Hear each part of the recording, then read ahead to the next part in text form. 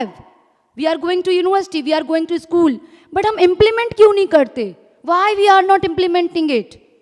हम अपने रिसोर्स के लिए वेट क्यों करते? हम अपॉर्चुनिटीज के लिए वेट क्यों करते? आई डेंट वेट फॉर इट।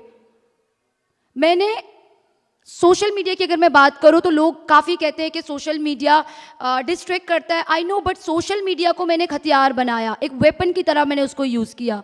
मैं जो काम करती थी, I don't have resources, I don't have a place, लेकिन मैंने उस काम को आगे बढ़ाया, मैंने उस काम को सोशल मीडिया में शेयर किया, और आज सोशल मीडिया की वजह से सर नसीर और उनकी टीम ने मुझे यहाँ पे बुलाया। So that is achievement. Why we are not using it? We have it. We all are student. हमें अपने रिस्पॉन्सिबिलिटीज को समझना चाहिए। Don't wait for anything, just go for it. अगर आपके पास प्लेटफॉर्म है, यू आर सो लकी। अगर आपके पास बुक है, अगर आप लिटरेचर के बारे में काम कर रहे हो, अगर आपके पास कोई गाइडेंस है, तो यू आर वेरी